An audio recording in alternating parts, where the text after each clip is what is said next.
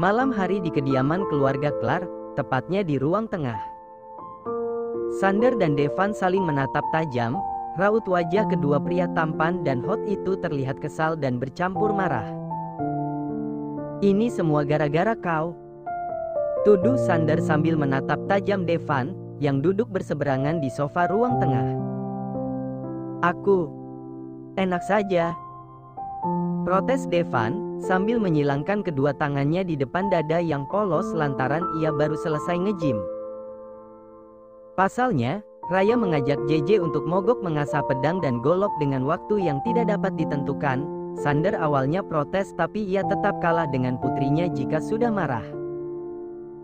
Dedi juga harus merasakan puasa asah mengasah pedang. "Salah siapa memerintahkan suamiku untuk menemui uget-uget gatal itu?" ucap Raya, beberapa saat yang lalu. Dedi tidak. "Stop." Raya mengangkat telapak tangannya bertanda jika Sander harus diam. Malam ini, lubang belut Dedi disita sampai batas waktu yang tidak ditentukan, ucap Raya dengan nada tegas. "Astaga. Kau bisa membuat pedang Dedi karatan, baby," kesal Sander, sambil menatap putrinya dengan raut wajah yang frustasi. "Gampang. Tinggal kasih saja obat karat, pasti terhempas itu virus karatannya," ketus Raya, kemudian meninggalkan ayahnya menuju markas pertempuran 1. Sander masih ternganga dengan ucapan putrinya yang absurd itu. Dan disinilah Sander dan Devan berada, di ruang tengah sambil merenungi nasib senjatanya masing-masing yang akan terancam karatan.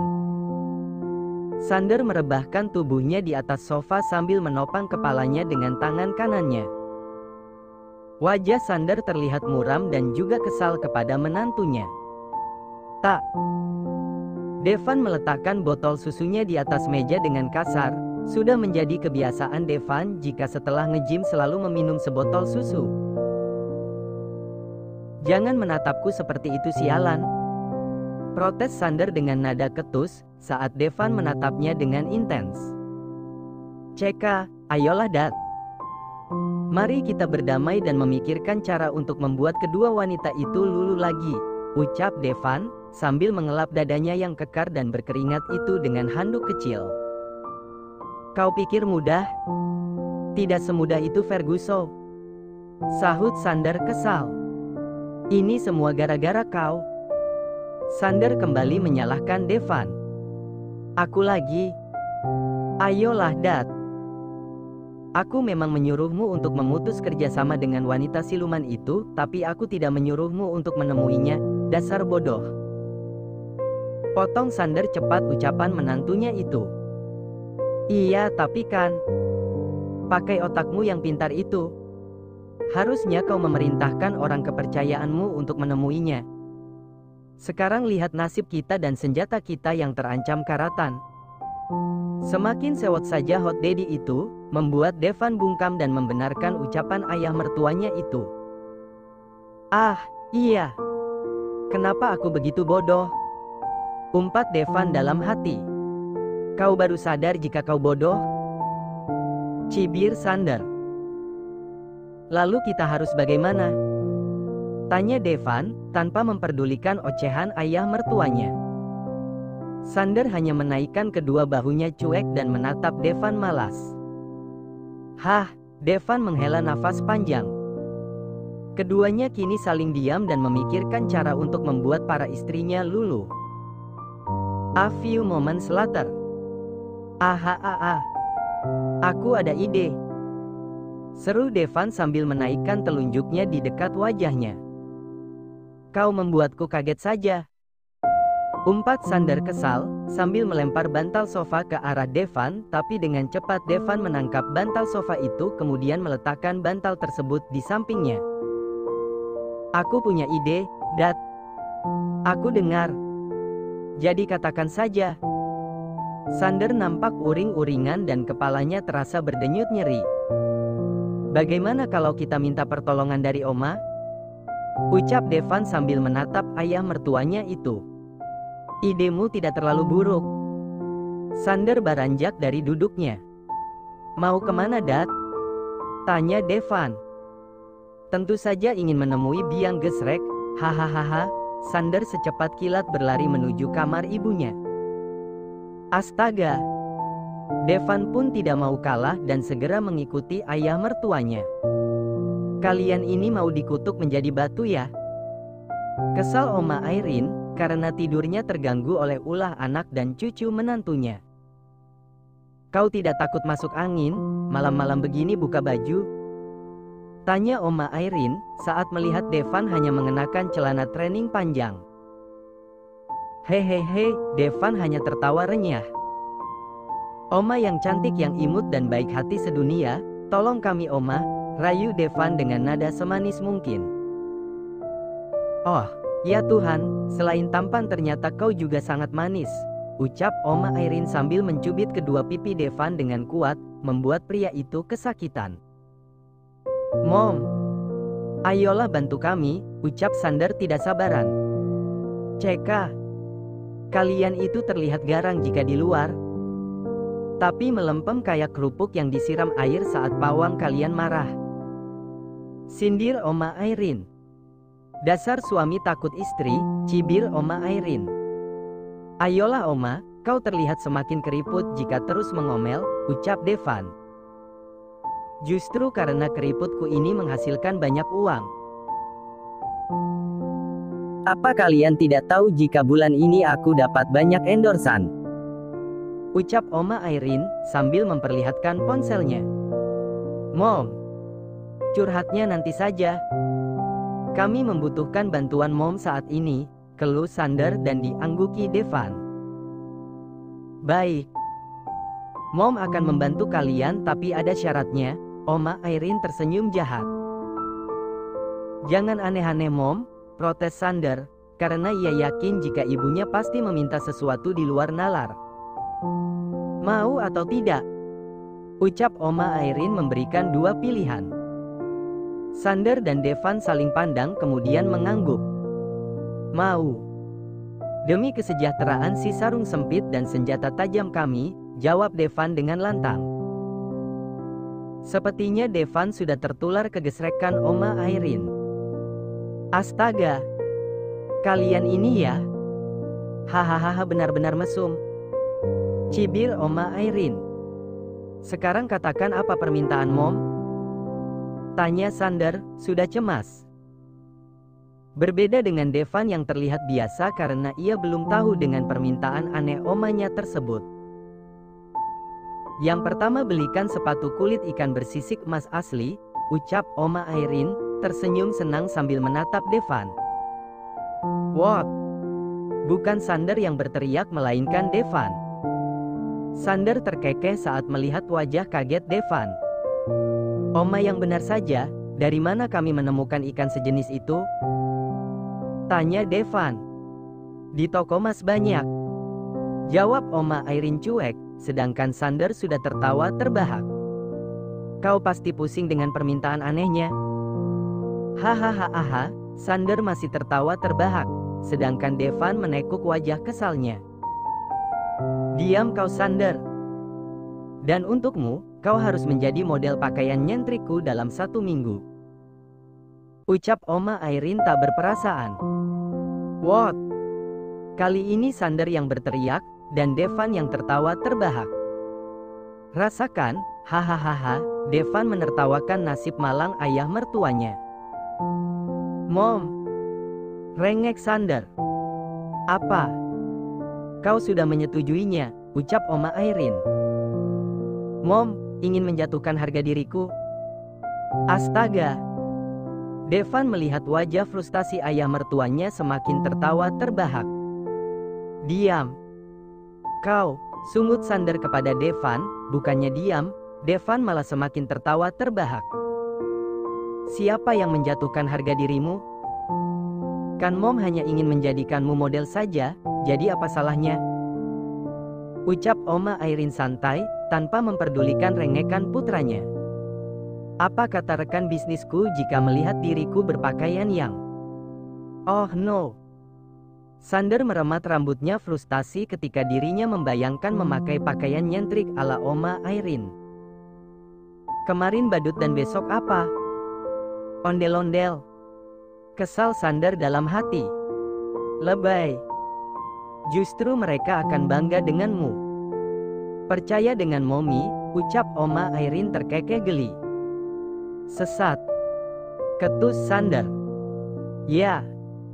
Dasar anak kurang garam. Seru Oma Irene kepada Sander. Sedangkan Devan hanya bisa tertawa terbahak hingga perutnya terasa kram saat melihat perdebatan ibu dan anak itu. Ya Tuhan, perutku sudah seperti mie kocok. Batin Devan. Ya atau tidak? Tegas Oma Irene. Ya. Tapi hanya 1 hari saja, ucap Sander pasrah dengan keinginan ibunya. Oke, tidak masalah. Besok kau harus bersiap, ucap Oma Irene, membuat Sander ternganga. Tetapi.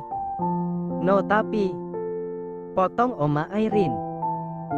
Dan kau Devan, sepatu Oma harus ada besok, karena Oma besok malam mau fashion show, ucap Oma Irene, sambil menunjuk Devan. Sepertinya yang paling menderita di sini adalah Daddy Sander. Sabar ya Dad.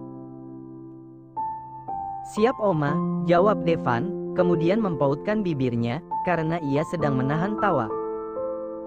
Cih, fashion show, ketus Sander. Bicara lagi, Mom sunat pedangmu lagi agar tidak bisa main jungkat-jungkit, sahut Oma kesal. Astaga. Hahaha, Devan sudah tidak dapat menahan tawanya lagi dengan keabsurdan keluarga itu. Aku bisa gila jika begini.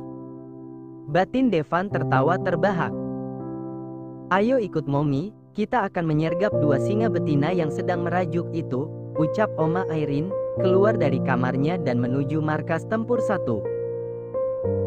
Sementara itu di dalam markas tempur 1, JJ dan Raya sedang melakukan tutorial makeup. Nah, lihat mami kecilku sangat cantik sekali, ucap Raya, setelah selesai melukis wajah JJ. Wow, JJ tercengang ketika melihat karya Raya. Kau dari dulu sangat pandai menggunakan alat-alat makeup itu, Ra, puji JJ. JJ terus menatap wajahnya yang terlihat sangat cantik di pantulan kaca meja rias tersebut. Ya, itulah aku.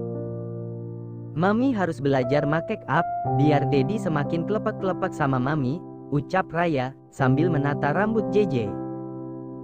Tidak seperti Om Sok kecakapan itu. Lihat pepaya gantung milik orang aja, ilernya udah netes. Gerutu Raya dalam hati.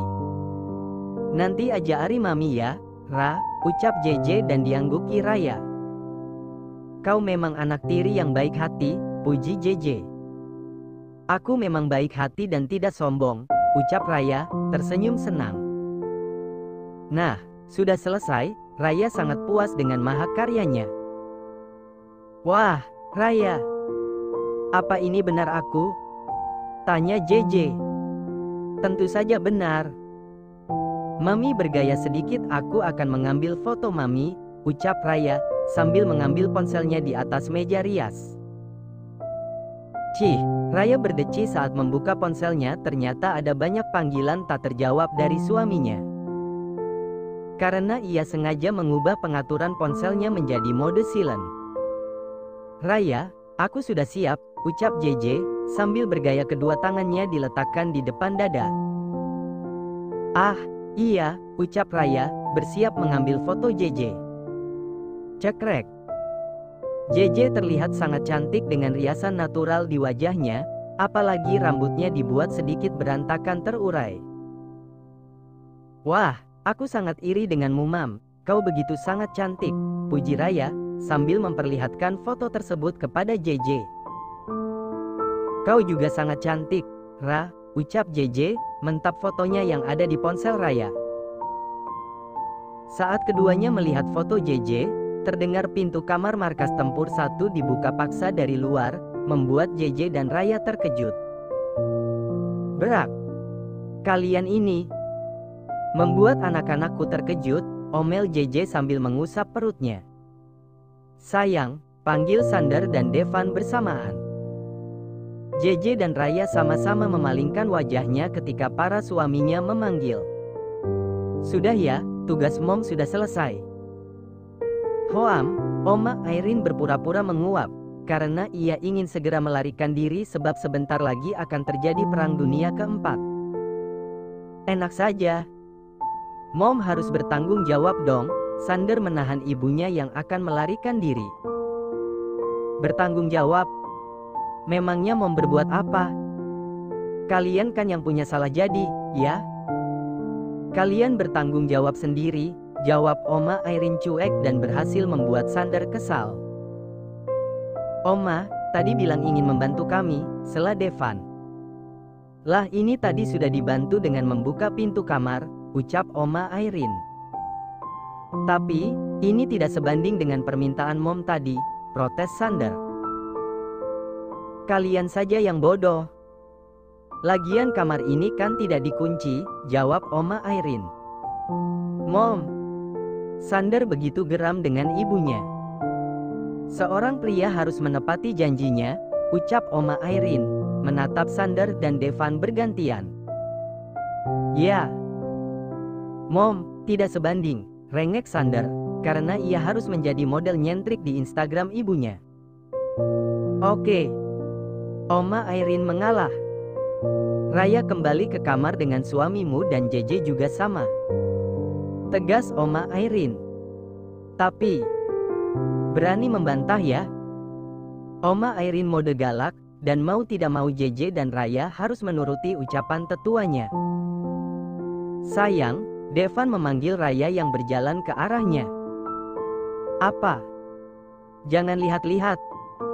Mata Om sudah terpapar pepaya gantung uget-uget gatal, ketus Raya, berjalan melewati Devan. Kau sangat menggemaskan jika cemburu seperti itu, ucap Devan, sambil mengejar istrinya yang sudah berlari menuju markas tempur 2. Mom mau tidur dan jangan lupa dengan janjimu Sander, ucap Oma Irene sebelum keluar dari Amras Tempur 1. Jawab Sander hanya berdehem.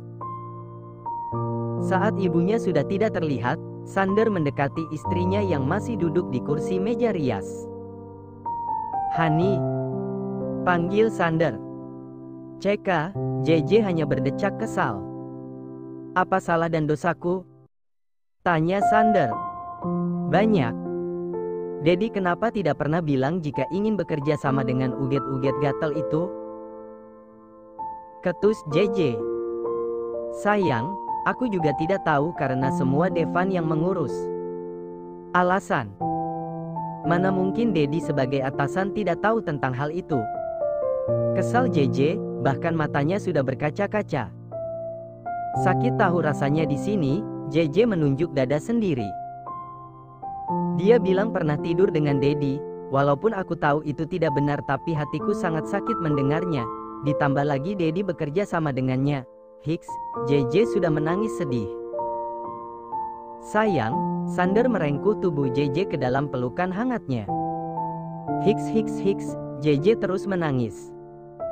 Serot. JJ membuang ingusnya pakai piyama mahal Sander. Bukannya jijik, Sander malah terkekeh sambil mengecupi kepala JJ dengan mesra. Kau jahat sekali, Dad. Aku memang jahat, tapi akan kutunjukkan kejahatanku sebenarnya, ucap Sander menyeringai licik, kemudian mengangkat tubuh istrinya menuju arena pertempuran. Ya. Dedi turunkan aku, pekik JJ. Sander meletakkan JJ di atas arena pertempuran dengan perlahan, kemudian Sander juga ikut menaiki arena tempur tersebut tapi dengan posisi mengungkung tubuh JJ. Dad. JJ menahan bibir Sander yang akan mematuknya. Apa sayang? Sudah Oni, kesal Sander, menyingkirkan tangan JJ yang ada di bibirnya. Itu pintunya belum ditutup. Nanti para readers pada ngintipkan malu, ucap JJ. Oh, iya. Aku lupa Hani, nanti para readers pada pengen lagi kalau lihat kita main jungkat-jungkit. Jawab Sander, tertawa.